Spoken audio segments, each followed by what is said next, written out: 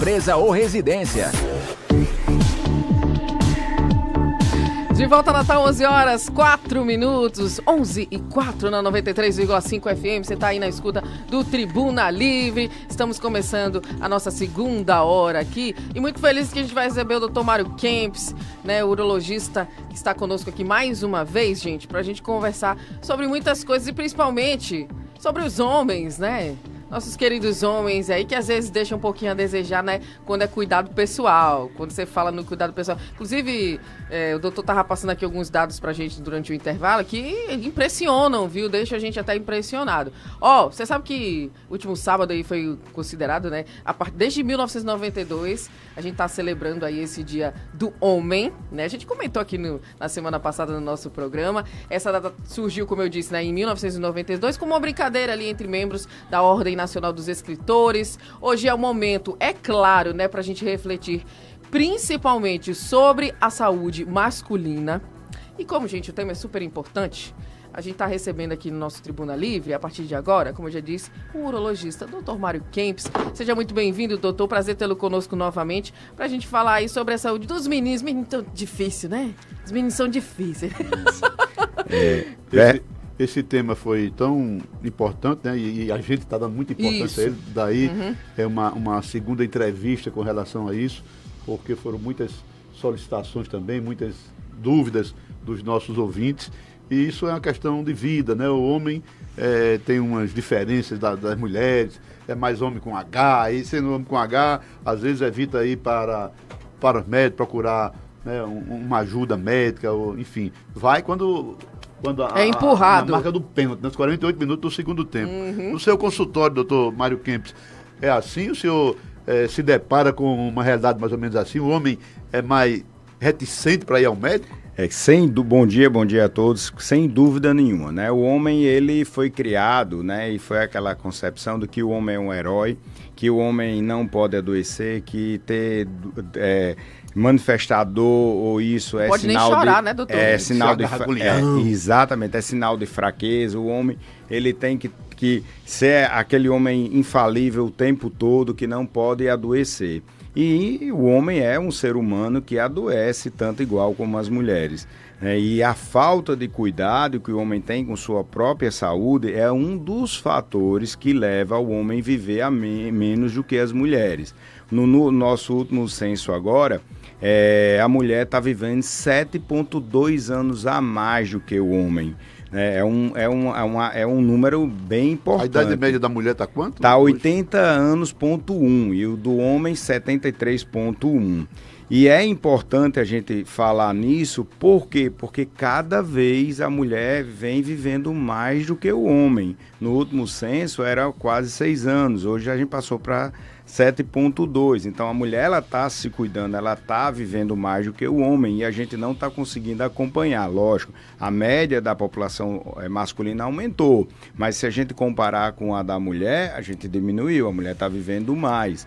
E isso, um dos fatores é o homem não cuidar da sua própria saúde, né? Lógico, o homem morre mais de mortes violentas, que é um fator também muito importante, como acidentes de carro, como faca, bala e etc.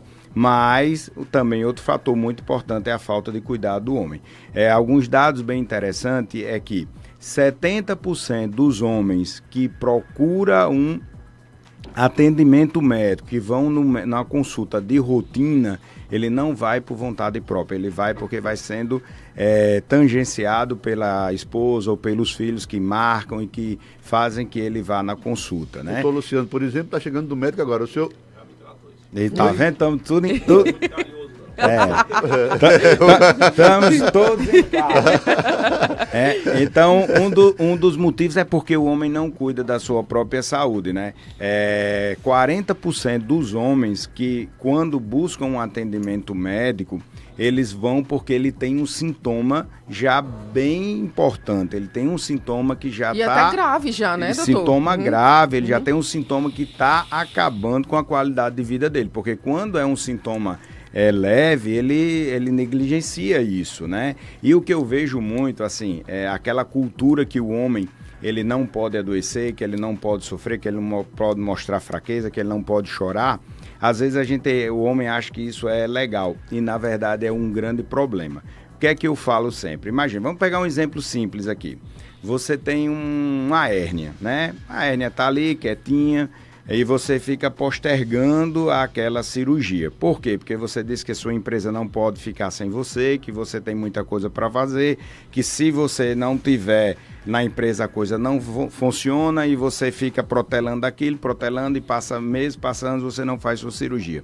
De repente, num belo dia, a hérnia engancha, ela estrangula ali, essa hérnia estrangulada vai perfurar seu intestino, essa perfuração vai levar para uma situação grave que você pode morrer, ou se não morrer vai ter complicações de usar aquela bolsinha, ficar muito tempo internado, pela uma coisa que você poderia simplesmente se programar para resolver. Aí vamos lá, eu sou o dono da empresa, eu sou mesmo um empresário, eu sou o dono da minha empresa. Então, se eu me programo em fazer uma cirurgia de hérnia, eu vou deixar tudo organizado para que aquele período eu faça a minha cirurgia. Se eu precisar de um substituto, eu vou colocar um substituto para ficar naquele período para mim. Eu vou fazer uma cirurgia tranquila, nas melhores condições, que terminou aquele período, eu estou voltando ao trabalho. Agora, se eu deixo de fazer essa cirurgia e aparece um fator complicador como um encarceramento de uma hérnia, um estrangulamento de uma hérnia, o que é que vai acontecer? Eu vou ter que correr para o hospital. A empresa não vai estar organizada, não vai estar preparada para aquela minha ausência. Não vai ter ninguém para me substituir ali, capacitado naquele momento. E às vezes eu poderia ficar 15 dias sem trabalhar, talvez fique 1 ano ou 2 anos. 1 mês ou 2 meses ou 3 meses. E até possa morrer ou até possa não voltar mais a trabalhar se tiver uma complicação. Tudo na base da emergência. Quando o cara é prefeito. Aí complica mais ainda. Então, o que é que eu sempre digo? Gente, a organização, você não é algo insubstituível. Você tem que pensar na sua saúde. Se você não tiver saúde, você não tem nada. E programar. Vamos acabar com essa ideia de que a gente é insubstituível, que a gente não pode isso, não pode aquilo. Porque sai muito mais caro. Então, programar uma coisa, você tem uma doença, vai lá, programa. A empresa dá tudo certo, se organiza, não tem um prejuízo grande. Mas se você deixa chegar no finalmente e der as complicações, vai ser muito pior pela aquela empresa que você ama e que você não quer deixar porque você não quer prejudicar a empresa ou a sua própria empresa. Doutor Mário, nesse caso, mesmo sem doença, qual é a dica, qual é a orientação para o homem que é mais reticente, que já não vai muito ao médico, que já não gosta, que vai nas últimas, que intervalo ele poderia organizar para ir ao médico fazer um check-upzinho, uma revisão, né? Porque com isso você pode evitar muitos problemas. Com certeza. A gente tem que ter o hábito e o costume de ir regularmente ao médico, desde criancinha até a vida adulta, né? Um exemplo, a criança faz a puericultura, que é aquela avaliação mensal que você vai no pediatra durante o primeiro ano fazer a avaliação. Depois, quando está maiorzinho, a partir de 1 ano, não tem nenhum problema, vai a cada 6 meses, vai uma vez por ano, dosar as vitaminas, ver como é que está o desenvolvimento. No caso do urologista, puxando para a minha sardinha, tá ali com 1 ano, 2 anos, vamos ver se não tem uma fimosezinha, vamos ver se o testículo desceu para o lugar certo, vamos ver se o rim tá beleza. A gente vai fazendo essa avaliação. Desce para um lugar, fica no primeiro andar, como é? Rapaz, o testículo é o seguinte, existe o testículo, ele nasce... Que a gente não olha muito, não. É porque é uma coisa natural, mas que às vezes não acontece. O que é que acontece? O testículo, ele nasce na barriga, ele nasce embaixo do rim. E com o desenvolvimento da criança dentro do útero, né, na parte gestacional, o testículo ele desce da barriga, ali ali embaixo do rim, e vai para a bolsa escrotal. Por que o testículo nasce num canto e vai morar em outro? Porque o testículo, como um órgão reprodutor, ele tem que manter uma temperatura estável. Ele não pode sofrer variação de temperatura. Imagina um ovo que você bota no sol, bota no gelo, não vai nascer nunca um pinto ali. Então o testículo, ele nasce num canto, vai morar no outro, porque a bolsa escrotal, ele tem a capacidade de regular a temperatura do testículo. Se está muito quente, ele se expande para perder temperatura. Se o cara for para Lagoa Nova, muito frio, ele se contrai para manter a temperatura. Então o testículo nasce num canto e vai morar no outro. Às vezes o testículo se perde no caminho, ele não chega a descer até o saquinho. E você geralmente tem até os 2 anos de idade para descer esse testículo. Porque se não descer, esse testículo, com o passar do tempo, vai perder a função, primeiro, da produção do espermatozoide, e segundo, da produção do hormônio, e terceiro, até virar um câncer, que esses testículos que não descem por sofrer variação de temperatura, eles podem desenvolver câncer. E às vezes a mãe não percebe que o testículo não está lá, às vezes não desceu, acha que é normal, e você perde a oportunidade de descer um testículo, que é uma cirurgia relativamente simples, e esse menino não vai ter nenhum problema de fertilidade, nem de hormônio, nem nada, e até às vezes adulto, você chega com uma criança uma pessoa de 30 anos de idade, vai descobrir que tem um tumor na barriga. Aí, quando você vai olhar o saco, não tem um testículo lá no saco. É o que? Era o testículo que deu um câncer lá. Então, é importante a gente fazer essa avaliação. Aí, quando você está na vida, o menino na vida, na puberdade ali, a gente avaliar, explicar como é a questão da sexualidade, o que é normal, o que não é, sobre as questões das ISTs, das DSTs, que hoje, infelizmente, a mídia, ela coloca muito que a AIDS não mata mais, que a AIDS é controlável, que a AIDS é uma doença já do passado e não é uma doença que mata muito. Mata, e as que não matam, você perde uma qualidade de vida muito grande. Então hoje é triste a gente ver a incidência extremamente alta de DST. E tem aumentado, doutor? Muito, muito, muito. Não é pouco, é muito. A incidência de IST vem aumentando galopantemente. O pessoal não está usando as pessoas não estão mais usando. Se prevenindo. Exatamente, porque tem a ideia de quê? De que a ideia é que a AIDS não mata mais, que se tiver AIDS tá igual uma hipertensão. É igual tem um comprimidinho, você vai. Resolve. E as pessoas estão. E outra coisa, aí tem o pré-PEP, o PEP, que é aquelas drogas que você toma para não pegar, ou para se tiver a relação, você toma pós e pré, não sei o quê. Então as pessoas já estão usando isso. Mas esquece de sífilis, esquece de hepatite B, esquece de hepatite C, esquece de gonorreia, esquece de HPV, esquece de tantas outras doenças. A gonorreia ainda existe, doutor? E olha, só para você ter ideia. Isso é do tempo lá de Cristo. Tempo do Ronca. Mas infelizmente é muito comum, inclusive no consultório privado da gente, não tem nenhuma semana que eu não passe sem ter 1 ou 2 diagnósticos de gonorreia, que é uma doença que praticamente não existia mais e hoje está bem incidente. Por quê? Pela falta de cuidado. Então a promiscuidade, aquela questão de relações com irresponsabilidade, que todo mundo pega todo mundo e vai para lá e vem para cá. Então aumentou muito as ISTs. Inclusive também, só tirando essa parte, a população da terceira idade aumentou muito a incidência. É muito triste vir um paciente de, às vezes, 70 anos e você fazer um diagnóstico de HIV, ou você fazer um diagnóstico pegando AIDS. Por quê, Edivan? O que é que acontece? O advento dos medicamentos para potência mudou a realidade da sexualidade masculina. O Viagrinha, o Cialis, etc. O que é que acontecia? Antigamente, quando o homem tinha impotência e só reza braba para fazer que não resolvia. Então, hoje, com o uso dos medicamentos para impotência sexual, a gente tirou do estaleiro aqueles homens que já não namoravam mais. E esses homens, eles têm uma cultura e uma cabeça daquela fase pré-AIDS, né? Quando eu falo pré, eu coloco Freddie Mercury, Cazuza, essas pessoas que a gente viu o sofrimento da AIDS com essas pessoas, né? Então são aquelas fases que hoje voltaram a tomar, estão tomando remédio, quando eu falo hoje há algum tempo, tomando remédio, pula cerca, vai namorar fora, não tem a cultura do uso da camisinha, vai pegar a doença. E o pior, ainda paga para a senhorinha, para bisavó, ainda passa para bisavó, ainda passa para avó, né? Então é triste você ver uma senhorinha com 70 anos, 75 anos com AIDS, com hepatite, com sífilis, com outras doenças. Então é uma coisa que a gente precisa esclarecer. A questão do próprio rastreamento do câncer de próstata, né? Os homens ainda têm um tabu muito grande de fazer avaliação. Antes da gente falar do câncer, deixa eu só fazer uma pergunta aqui que está dentro do nosso ouvinte fez aqui, né? Essa pergunta está dentro desse escopo que a gente está falando. Ele pergunta assim, alguém que já teve sífilis pode doar sangue? Ou alguma outra DST, né? E ele ainda pergunta também, a pintinha da criança pode abrir com quanto tempo?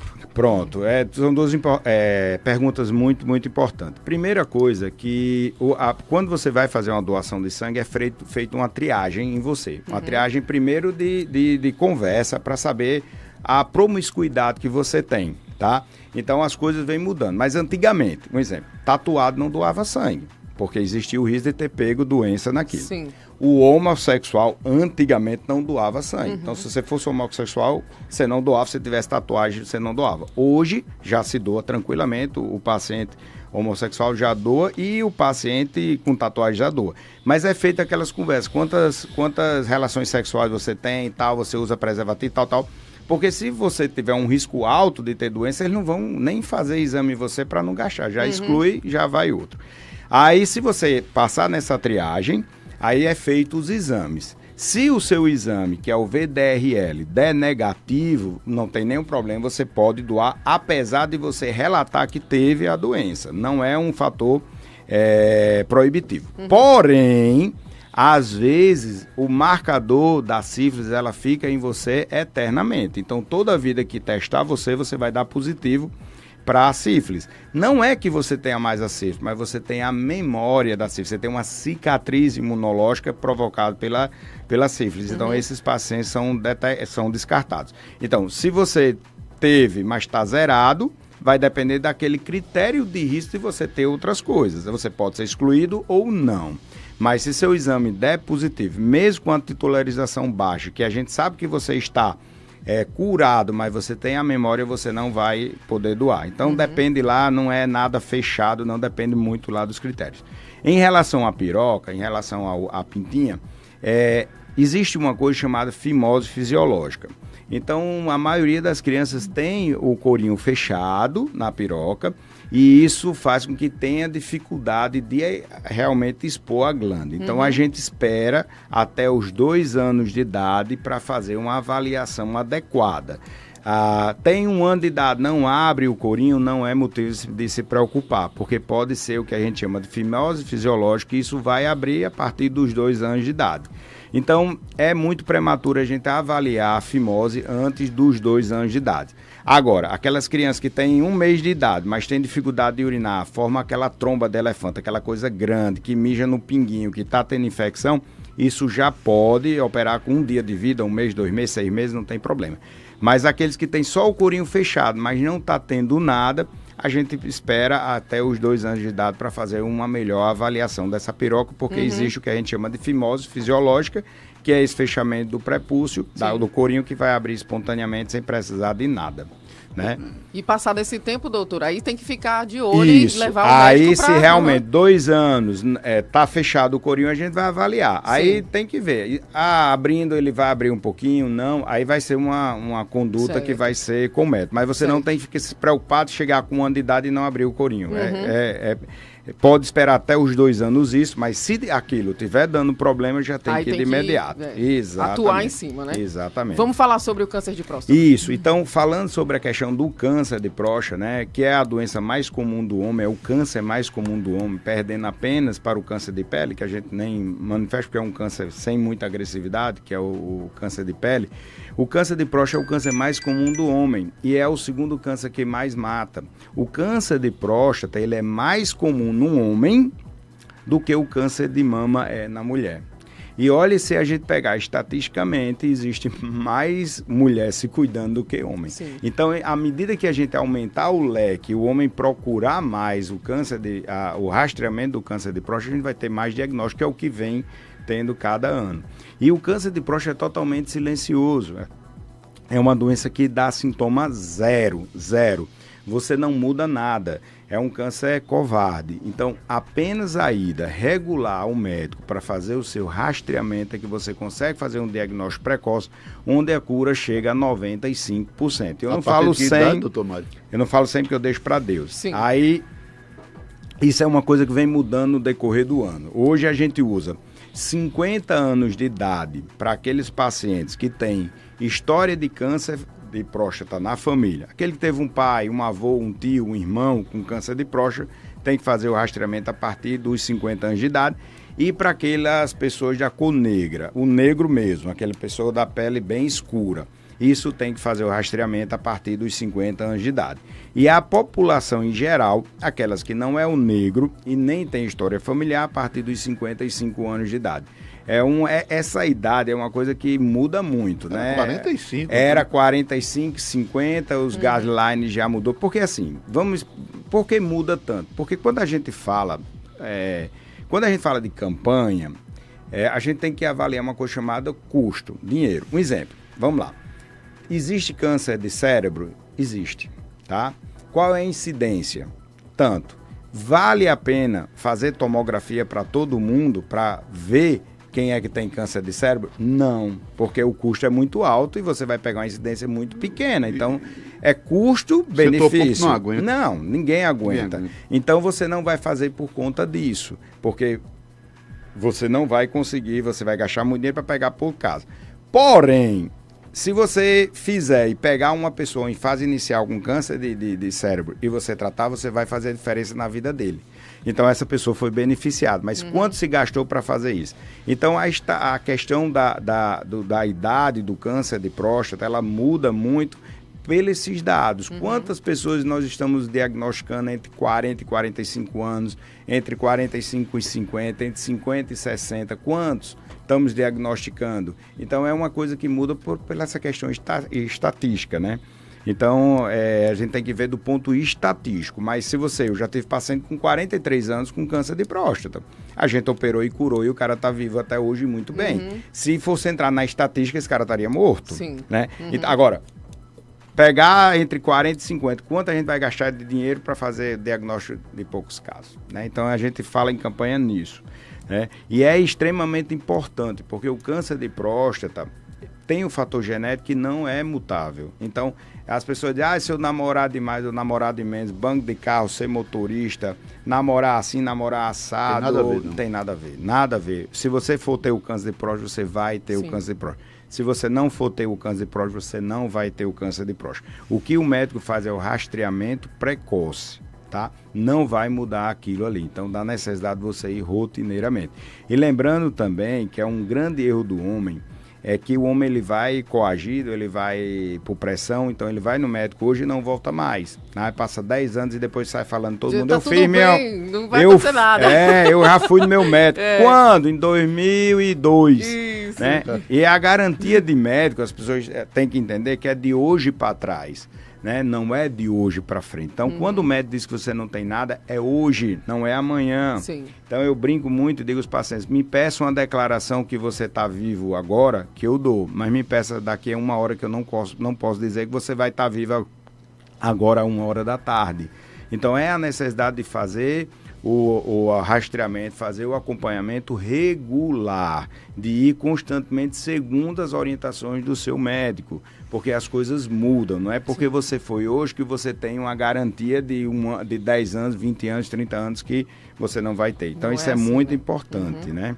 E esse regular, doutor, de 1 em 1 ano, de 6 em 6 meses, o que a gente pode pensar? Não existe padrão de quanto tempo. Vai depender do médico e do que achar. Também, né? Isso. Então, exato. Então, assim, eu já lhe acompanho há muito tempo, seu PSA não sobe, o seu toque é normal, você não tem história familiar. Às vezes a gente pode alongar isso para 2 anos, 3 anos. Mas, um exemplo, você tem um PSA baixo, de repente ele deu uma subidinha muito rápido naquele período, talvez você tenha que voltar com 6 anos, com 6 meses. Então, é uma coisa que vai depender do andar da carruagem, não é um padrão exato para rastreamento. E também, falando de outras doenças, é triste, qual é as principais causas de mortalidade hoje no Brasil? São as doenças cardiovasculares. Né? As doenças de coração, o AVC, o infarto, né? E são doenças que mandam recado, não são doenças que caem de paraquedas, não é uma doença que você tem, você conhece. Então, assim, a pessoa é diabético, é hipertenso, não faz controle, está obeso, esse paciente, o risco de ter um infarto é muito grande. A possibilidade desse paciente ter um AVC é muito grande, principalmente se estiver associado com o tabagismo. Então são doenças são doenças que você consegue, se mudar o estilo de vida, se ir ao médico, se fazer o acompanhamento, mudar a realidade disso. E o homem não vai, porque hipertensão não dói. Dislipidemia, que é a alteração das taxas, muita gente diz que dá tontura, isso é anedota, não dá nada disso, é uma doença silenciosa. O corpo vai ali resistindo, né, doutor? Exatamente. E aí a gente nem percebe. Nem né? percebe, aí vai, eu sou hipertenso, mas não tomo remédio não, por quê? Porque eu tomo não, não, e não faz a coisa certa. Isso está fazendo com que cada vez as mulheres vivam mais e a gente acabe as mulheres fiquem viúvas, né? E a gente tem que mudar essa realidade, né? Sim. Doutor Mário, para encerrar aqui nossa entrevista, o dedo ainda faz medo? Ainda é um preconceito dos homens? Tô vendo o prefeito aqui olhando pro seu dedo demais. Luciana é de casa. É de casa?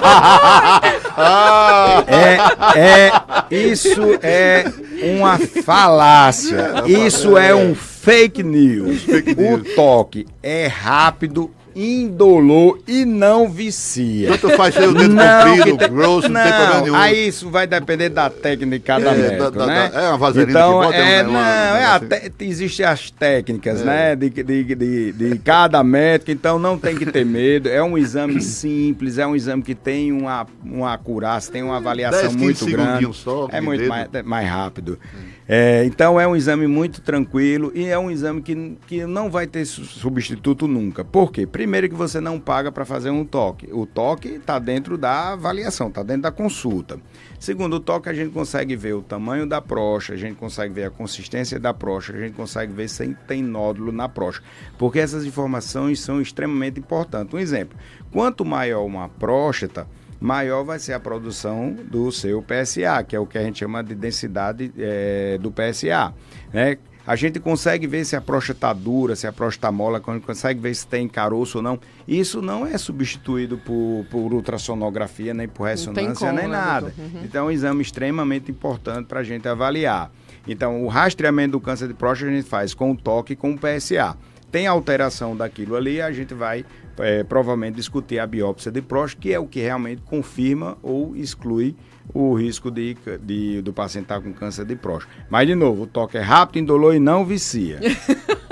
Portanto, né, marque aí com o seu médico, vá fazer aí as suas avaliações. Você que é importantíssimo que você faça isso, tá certo? Para que você mude aí as estatísticas, viva muito mais, né? Possa viver muito mais e aproveitar muito mais da vida. Doutor, quero agradecê-lo. Muito obrigada, viu, pela presença mais uma vez aqui no nosso programa. É sempre um prazer tê-lo conosco. Eu que agradeço o convite sempre e estou à disposição, gente, para bater esse papo aqui, que é agradável demais. Eu ficar olhando para o Divan assim me dá uma saudade. Se dá saudade é porque não tá indo ao médico. Tá deixando a desejar aí. Organizado. Porque tem um monte de mulher que puxa tua orelha lá em casa. É só o que tem. Mas aí, calma, depende assim, a saudade é uma coisa muito relativa, né? Pode ser por muito tempo, pode ser pela saudade muito grande. A saudade valeu boi, né? Tá certo. Foi mesmo, eu nem lembrava. Rapaz, que notícia danada aqui. Juliane Lins, ex-esposa de Arthur Lira, diz ter sido agredida e estuprada pelo parlamentar em 2006, 6 meses após terem se separado. Notícia do UOL. Eita, vamos